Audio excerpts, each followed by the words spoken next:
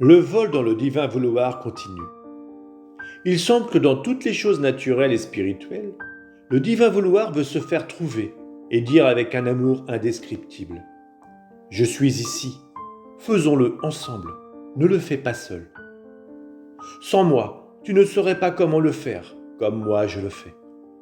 Je resterai dans la souffrance d'être mis de côté, et toi tu resterais dans la souffrance de ne pas avoir dans tes actes la valeur d'un acte de la divine volonté. Je pensais à cela lorsque mon doux Jésus, répétant sa petite visite, toute bonté, me dit « Ma bienheureuse fille, ma très sainte humanité était la dépositaire de ma divine volonté.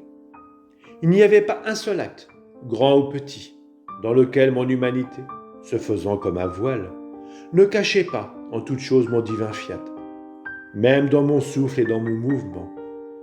D'ailleurs, je n'aurais pas su comment respirer ni agir si je ne l'avais pas eu en moi. Mon humanité me servait de voile pour cacher ma divinité et le grand prodige du travail de mon vouloir dans tous mes actes. S'il n'en avait pas été ainsi, personne n'aurait été capable de m'approcher. Ma majesté et la radieuse lumière de ma divinité auraient tout éclipsé. Ils auraient tous été renversés et auraient fui loin de moi. Qui aurait jamais osé me causer la moindre peine? Mais j'aimais la créature, et je ne suis pas venu sur la terre pour faire étalage de ma divinité, mais de mon amour.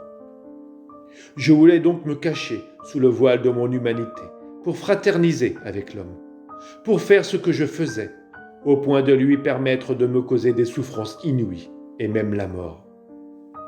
À présent, la créature qui s'unit à mon humanité dans tous ses actes et toutes ses souffrances, désirant trouver ma volonté pour la faire sienne, brise le voile de mon humanité et trouve dans mes actes le fruit, la vie et les prodiges que j'ai accomplis en moi. Et elle reçoit comme sa vie ce que j'ai fait en moi. Et mon humanité lui servira de soutien et de guide. Elle sera comme un maître pour la façon de vivre dans ma volonté, de telle sorte que je m'aurai moi-même sur la terre, qui continuera à agir sous un voile pour cacher ce que ma volonté veut faire. Au contraire, celles qui me cherchent sans mon vouloir ne trouveront que mon voile, et non la vie de mon vouloir qui ne pourra pas produire les prodiges que mon vouloir a opérés sous le couvert de mon humanité. C'est toujours ma volonté qui sait comment cacher dans la créature les plus grands prodiges, les soleils les plus radieux, les merveilles encore inconnues, comme en chacune de mes humanités sur la terre. Mais hélas, je les cherche et ne les trouve pas, parce qu'il n'y a personne qui recherche ma volonté avec fermeté. Mon cher Jésus garda le silence, et je pensais à ce qu'il venait de me dire. Je comprenais que tout ce que Jésus avait fait, dit et souffert, était porteur du divin vouloir. Et reprenant la parole, il ajouta « Ma bonne fille, non seulement mon humanité cachait ma divinité, et ma volonté de façon spéciale, mais toutes les choses créées les cachaient également. Et la créature elle-même est un voile qui cache notre divinité et notre adorable volonté. Le ciel est un voile qui cache notre immense divinité, notre fermeté et notre immuabilité. La multiplicité des étoiles cache les multiples effets que notre immensité, notre fermeté et notre immuabilité possèdent. Oh, si l'homme sous la voûte azurée pouvait voir notre divinité dévoilée, sans les voiles de ce bleu qui nous couvre et nous cache. La petitesse de la créature serait écrasée par notre majesté, et elle marcherait en tremblant sous le regard continu d'un Dieu pur, saint, fort et puissant. Mais parce que nous aimons l'homme, nous restons sous un voile en nous prêtant à ce dont l'homme a besoin, mais secrètement. Le soleil est un voile qui cache notre inaccessible lumière, notre radieuse majesté. Nous devons faire un miracle pour restreindre notre lumière incréée, afin de ne pas frapper l'homme de terreur. Et voilés par cette lumière que nous avons créée, nous nous approchons de la créature, nous l'embrassons et nous la réchauffons. Nous étendons ce voile de lumière jusqu'à sous ses pas, à sa droite et à sa gauche, et par-dessus sa tête. Nous allons jusqu'à remplir ses yeux de lumière. Oh, si seulement la délicatesse de sa pupille nous reconnaissait. Mais non, tout est vain. Elle prend le voile de lumière qui nous cache et nous demeurons le Dieu inconnu au milieu des créatures. Quelle souffrance! Le vent est un voile qui cache notre empire. L'air est un voile qui cache la vie continuelle que nous donnons aux créatures. La mer est un voile qui cache notre pureté, notre consolation et notre repos divin. Son murmure cache notre amour continu. Et lorsque nous voyons que la créature ne nous écoute pas, nous formons de très hautes vagues pour causer un tumulte, afin qu'elle nous reconnaisse, et parce que nous voulons être aimés. Dans tous les biens qu'il reçoit, notre vie est là, voilée, qui s'offre à l'homme. Notre divinité qui aime tant l'homme en arrive à se voiler même de la terre, afin de rendre la terre ferme et stable sous ses pieds, pour qu'il ne vacille pas. Même dans l'oiseau qui chante, dans les plantes qui fleurissent, dans la variété de saveurs des fruits. Notre divinité se voile pour offrir à l'homme nos joies et le faire profiter des délices innocents de notre être divin.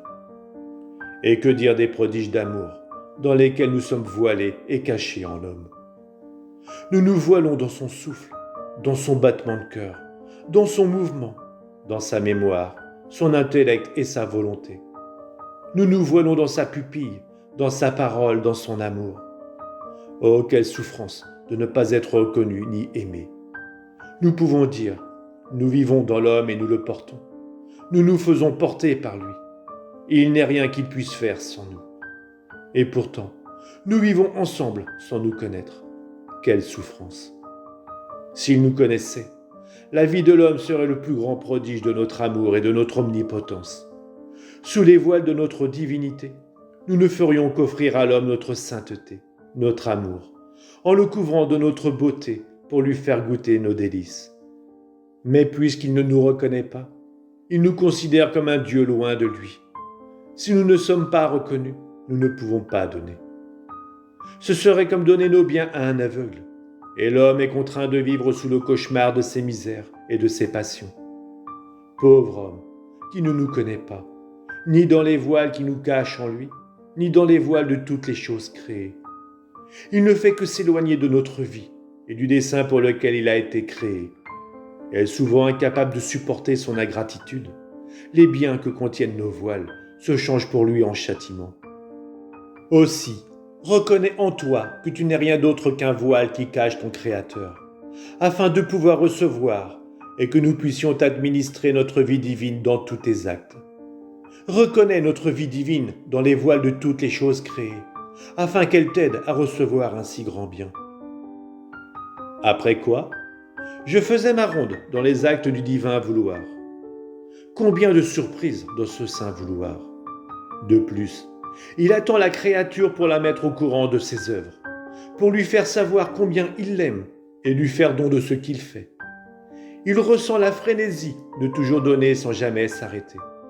Et il se contente de recevoir en échange le petit « je t'aime » de la créature. J'en arrivais alors à la conception de ma maman reine. Que de merveilles! Et mon doux Jésus reprit et me dit « Ma bienheureuse fille, c'est aujourd'hui la fête de l'Immaculée Conception. C'est la plus belle et la plus grande fête pour nous, pour le ciel et la terre. Dans l'acte d'appeler à partir de rien cette céleste créature, nous avons accompli des prodiges et des merveilles telles que le ciel et la terre en étaient comblés. Nous avons appelé tout le monde.